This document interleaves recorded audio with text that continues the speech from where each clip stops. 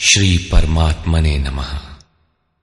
यथार्थ गीता, श्रीमद्भगवत गीता, अथ द्वादशोऽध्यायः।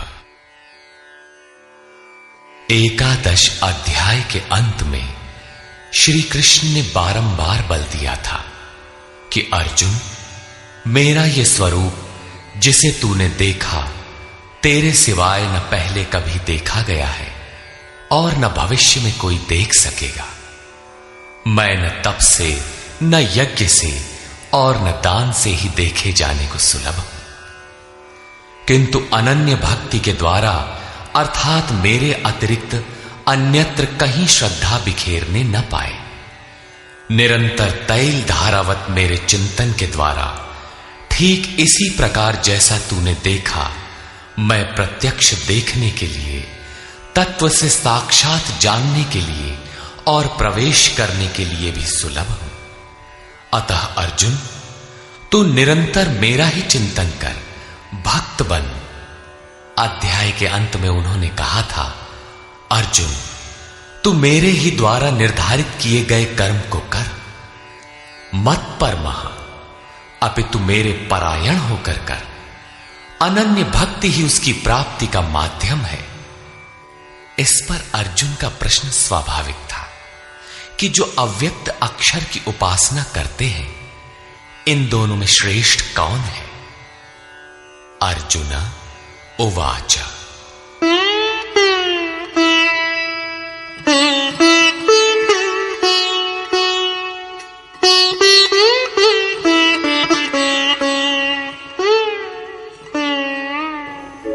एवं सततयुक्ता ये भक्तास्त्वां पर्युपासते, ये चाप्यक्षरमव्यक्तम् तेषां के योगवित्तमाः। एवं अर्थात इस प्रकार जो अभी अभी आपने विधि बताई है, ठीक इसी विधि के अनुसार अनन्य भक्ति से आपकी शरण लेकर, आपसे निरंतर संयुक्त होकर आपको भली प्रकार उपासते हैं, और दूसरे जो आपकी शरण न लेकर स्वतंत्र रूप से अपने भरोसे उसी अक्षय और अव्यक्त स्वरूप की उपासना करते हैं जिसमें आप भी स्थित हैं, इन दोनों प्रकार के भक्तों में अधिक उत्तम योगवेत्ता कौन है? इस पर योगेश्वर श्री कृष्ण ने कहा, श्री भगवान उवाचा,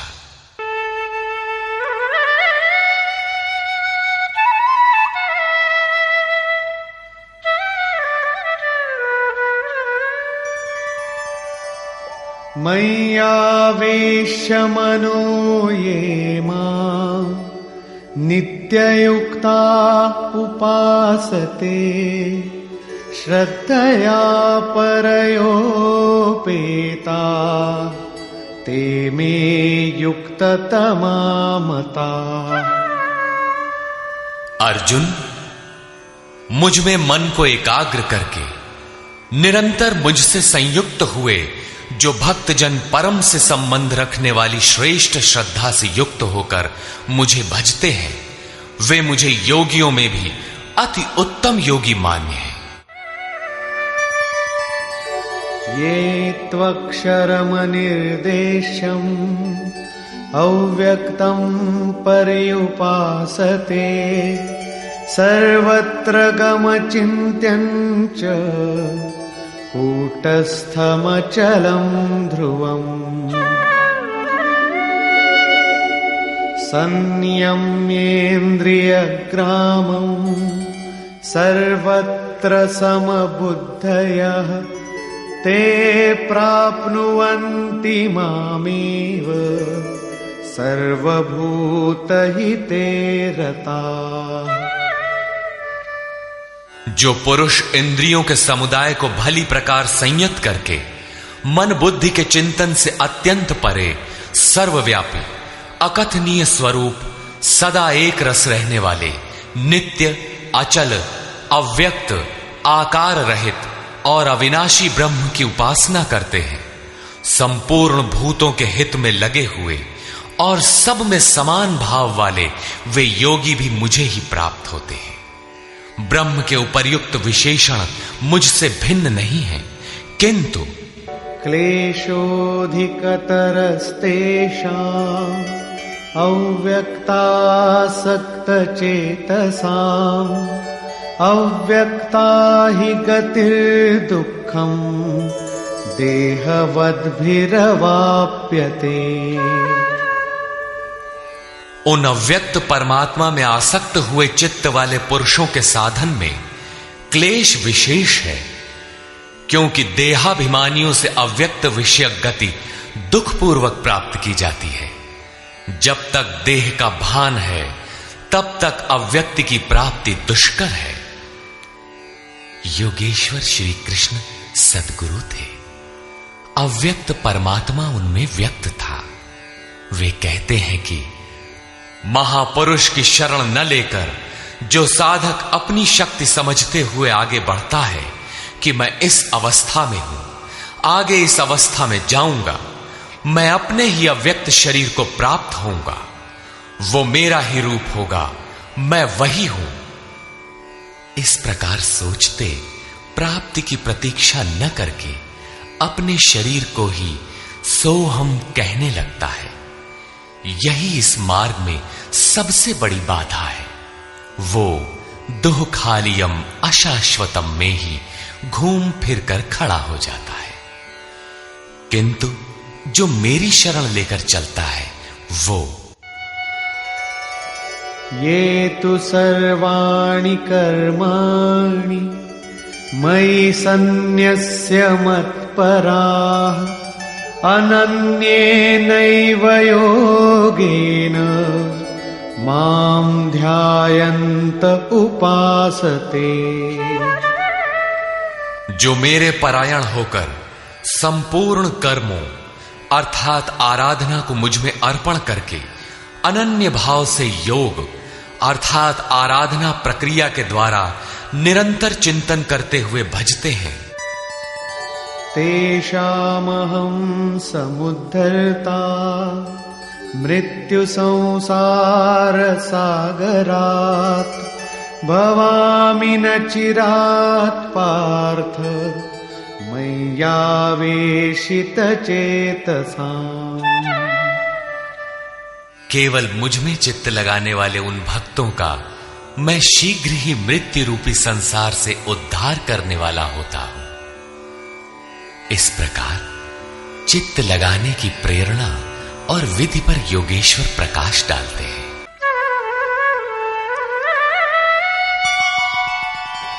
मय्येव मन आधत्स्व मयि बुद्धिं निवेशय निवसिष्यसि मय्येव अत ऊर्ध्वं न संशयः।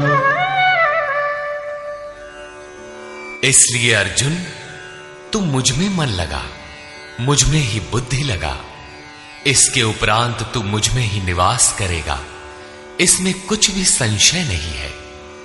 मन और बुद्धि भी न लगा सके तब जैसा अर्जुन ने पीछे कहा भी था कि मन को रोकना तो मैं वायु की तरह दुष्कर समझता हूं। इस पर योगेश्वर श्री कृष्ण कहते हैं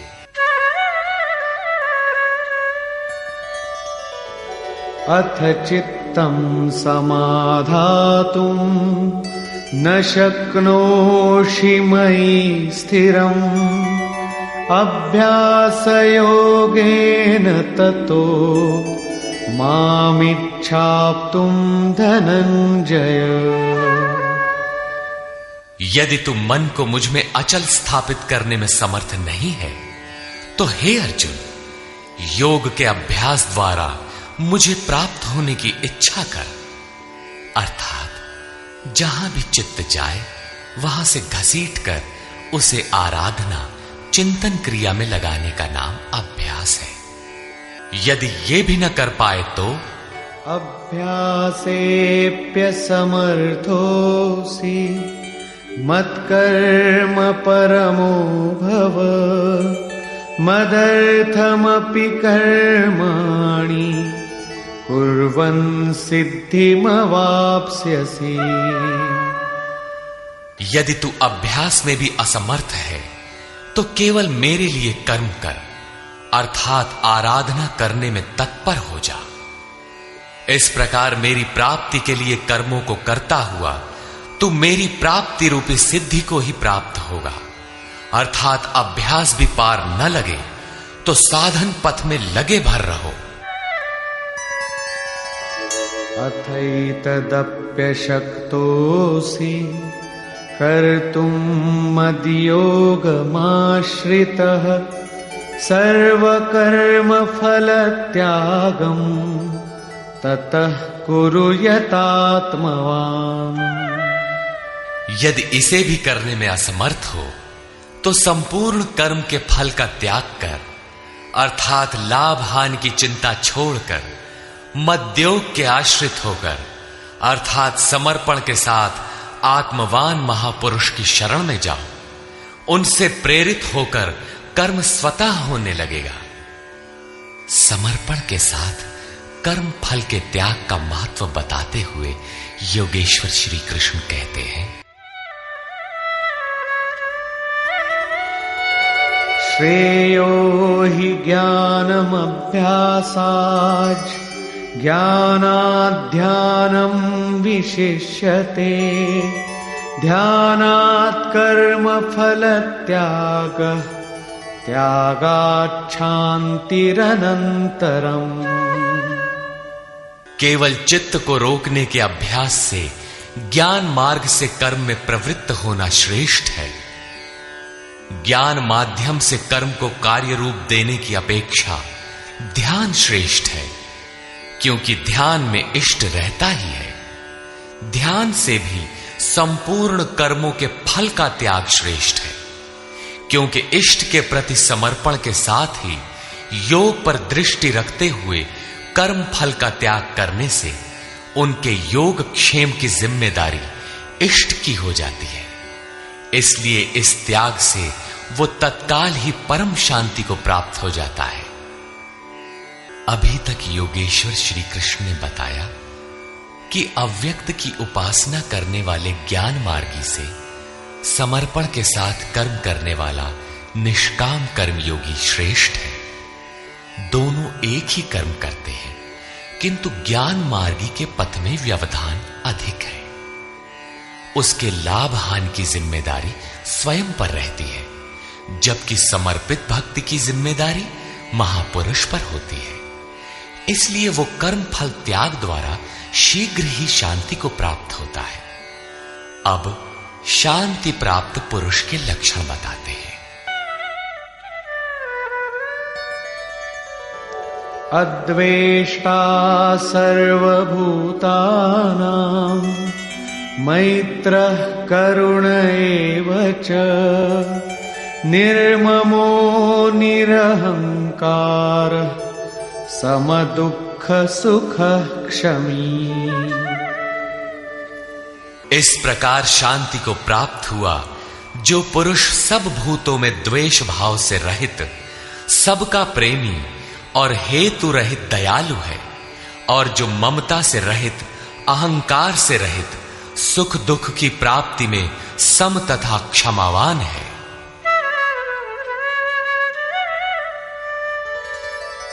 संतुष्टः सततं योगी यतात्मा दृढ़निश्चयः मय्यर्पितमनो बुद्धिः यो मद्भक्तः स मे प्रियः।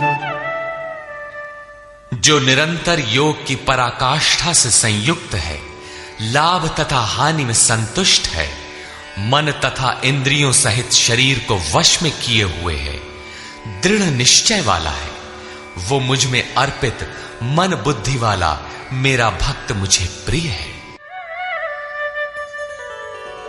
यस्मान्नो द्विजते लोको लोकान्नो द्विजते च यः हर्षामर्षभयोद्वेगैर्मुक्तो मुक्तो यः स च मे प्रियः। जिससे कोई भी जीव उद्वेग को प्राप्त नहीं होता और जो स्वयं भी किसी जीव से उद्विग्न नहीं होता, हर्ष, संताप, भय और समस्त विक्षोभों से मुक्त है, वो भक्त मुझे प्रिय है। साधकों के लिए यह श्लोक अत्यंत उपयोगी है। उन्हें इस ढंग से रहना चाहिए कि उनके द्वारा किसी के मन को ठेस न लगे। इतना तो साधक कर सकता है, किंतु दूसरे लोग इस आचरण से नहीं चलेंगे। वे तो संसारी हैं ही, वे तो आग उगलेंगे, कुछ भी कहेंगे, किंतु पथिक को चाहिए कि अपने हृदय में उनके द्वारा अर्थात उनके आघातों से भी उथल पुथल न हो, चिंतन में सुरत लगी रहे, क्रम न टूटे। उदाहरण के लिए, आप स्वयं सड़क पर नियमानुकूल बाएं से चल रहे हैं, कोई मदिरा पीकर चला आ रहा है, उससे बचना भी आपकी जिम्मेदारी है। अनपेक्ष शुचिर्दक्ष उदासीनो गतव्यथः सर्वारंभ परित्यागी यो मद्भक्तः स मे प्रियः। जो पुरुष आकांक्षाओं से रहित सर्वथा पवित्र है, दक्ष अर्थात आराधना का विशेषज्ञ है, अर्थात ऐसा नहीं कि चोरी करता हो तो दक्ष है। श्री कृष्ण के अनुसार कर्म एक ही है, नियत कर्म, आराधना, चिंतन, उसमें जो दक्ष है, जो पक्ष विपक्ष से परे है, दुखों से मुक्त है, सभी आरंभों का त्यागी, वो मेरा भक्त मुझे प्रिय है। करने योग्य कोई क्रिया उसके द्वारा आरंभ होने के लिए शेष नहीं रहती।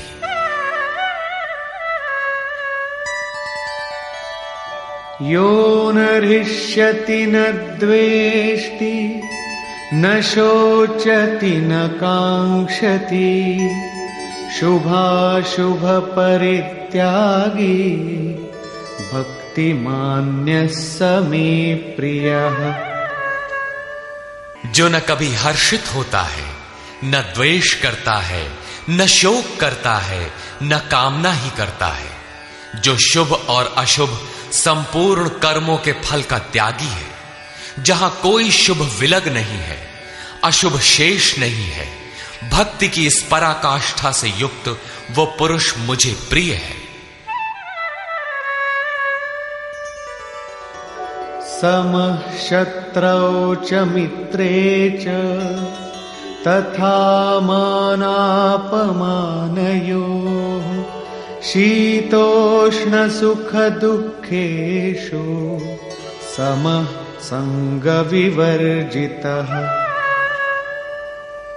जो पुरुष शत्रु और मित्र में, मान तथा अपमान में सम है, जिसके अंतःकरण की वृत्तियां सर्वथा शांत हैं, जो सर्दी गर्मी सुख दुखादि द्वंद्वों में सम है और आसक्ति रहित है, तथा तुल्य निंदा स्तुतिर्मौनी संतुष्टो येन केनचित् अनिकेतः स्थिरमतिर् भक्तिमान मे प्रियो नरः। जो निंदा तथा स्तुति को समान समझने वाला है, मननशीलता की चरम सीमा पर पहुंचकर जिसकी मन सहित इंद्रियां शांत हो चुकी है, जिस किसी प्रकार शरीर निर्वाह होने में जो सदैव संतुष्ट है, जो अपने निवास स्थान में ममता से रहित है, भक्ति की पराकाष्ठा पर पहुंचा हुआ वो स्थिर बुद्धि वाला पुरुष मुझे प्रिय है।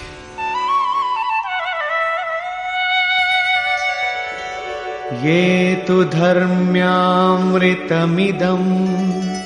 यथोक्तं पर्युपासते श्रद्धाना मत्परमा भक्तास्तेतीव मे प्रिया। जो मेरे परायण हुए हार्दिक श्रद्धा युक्त पुरुष इस उपर्युक्त धर्ममय अमृत का भली प्रकार सेवन करते हैं, वे भक्त मुझे अतिशय प्रिय हैं। निष्कर्ष।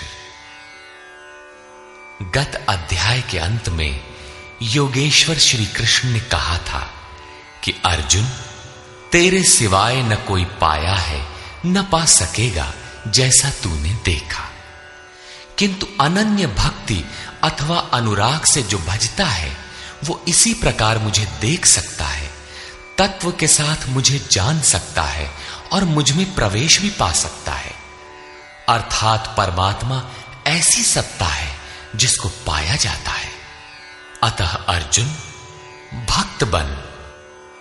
अर्जुन ने इस अध्याय में प्रश्न किया कि भगवान, अनन्य भाव से जो आपका चिंतन करते हैं और दूसरे वे जो अक्षर अव्यक्त की उपासना करते हैं, इन दोनों में उत्तम योगवेदता कौन है? योगेश्वर श्री कृष्ण ने बताया कि दोनों मुझे ही प्राप्त होते हैं, क्योंकि मैं अव्यक्त स्वरूप हूं, किंतु जो इंद्रियों को वश में रखते हुए मन को सब ओर से समेटकर अव्यक्त परमात्मा में आसक्त हैं, उनके पथ में क्लेश विशेष है। जब तक देह का अध्यास अर्थात भान है, तब तक अव्यक्त स्वरूप की प्राप्ति दुखपूर्ण है, क्योंकि अव्यक्त स्वरूप तो चित्त के निरोध और विलय काल में मिलेगा। उसके पूर्व उसका शरीर ही बीच में बाधक बन जाता है। मैं हूं, मुझे पाना है कहते कहते अपने शरीर की ही ओर घूम जाता है। उसके लड़खड़ाने की अधिक संभावना है। अतः अर्जुन, तू संपूर्ण कर्मों को मुझ में अर्पण करके अनन्य भक्ति से मेरा चिंतन कर। जो मेरे परायण भक्तजन संपूर्ण कर्मों को मुझ में अर्पण करके मानव शरीरधारी मुझ सगुण योगी के रूप का ध्यान द्वारा तैल धारावत निरंतर चिंतन करते हैं, उनका मैं शीघ्र ही संसार सागर से उद्धार करने वाला हो जाता हूं। अतः भक्ति मार्ग श्रेष्ठ है। अर्जुन, मुझ में मन को लगा, मन न लगे तो भी लगाने का अभ्यास कर। जहां भी चित्त जाए पुनः घसीट कर उसका निरोध कर। यह भी करने में असमर्थ है तो तू कर्म कर। कर्म एक ही है, यज्ञार्थ कर्म। तू कार्यम कर्म करता भर जा, दूसरा न कर। उतना ही कर, पार लगे चाहे न लगे।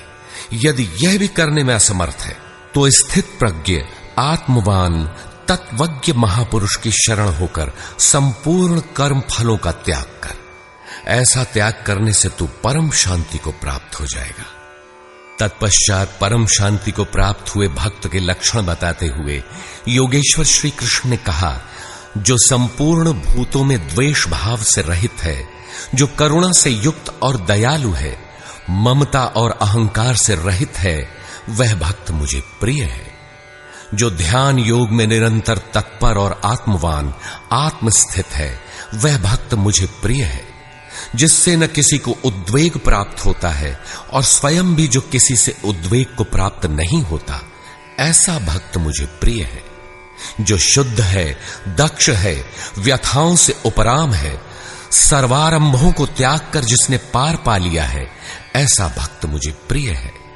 संपूर्ण कामनाओं का त्यागी और शुभाशुभों का पार पाने वाला भक्त मुझे प्रिय है। जो निंदा और स्तुति में समान और मौन है, मन सहित जिसकी इंद्रियां शांत और मौन है, जो किसी भी प्रकार शरीर निर्वाह में संतुष्ट और रहने के स्थान में ममता से रहित है, शरीर रक्षा में भी जिसकी आसक्ति नहीं है, ऐसा स्थित प्रज्ञ भक्तिमान पुरुष मुझे प्रिय है। इस प्रकार श्लोक 11 से 19 तक योगेश्वर श्री कृष्ण ने शांति प्राप्त योग युक्त भक्त की रहनी पर प्रकाश डाला, जो साधकों के लिए उपादेय है। अंत में निर्णय देते हुए उन्होंने कहा, अर्जुन, जो मेरे परायण हुए अनन्य श्रद्धा से युक्त पुरुष इस ऊपर कहे हुए धर्ममय अमृत को निष्काम भाव से भली प्रकार आचरण में ढालते हैं, वे भक्त मुझे अतिशय प्रिय है। अतः समर्पण के साथ इस कर्म में प्रवृत्त होना श्रेयतर है, क्योंकि उसके हान लाभ की जिम्मेदारी वह इष्ट सद्गुरु अपने ऊपर ले लेते हैं। यहां श्री कृष्ण ने स्वरूपस्थ महापुरुष के लक्षण बताए, उनकी शरण में जाने को कहा और अंत में अपनी शरण में आने की प्रेरणा देकर उन महापुरुषों के समकक्ष अपने को घोषित किया। श्री कृष्ण एक योगी महात्मा थे। इस अध्याय में भक्ति को श्रेष्ठ बताया गया, अतः इस अध्याय का नामकरण भक्ति योग युक्ति संगत है। ओम तत्सदिति श्रीमद् भगवद गीता सूपनिषत्सु ब्रह्म विद्यायाम योग शास्त्रे श्री कृष्णा अर्जुन संवादे भक्ति योग नाम 12वां। इस प्रकार स्वामी अड़गड़ानंद कृत श्रीमद् भगवद गीता के भाष्य यथार्थ गीता का 12वां अध्याय पूर्ण होता है। हरि ओम तत्सत।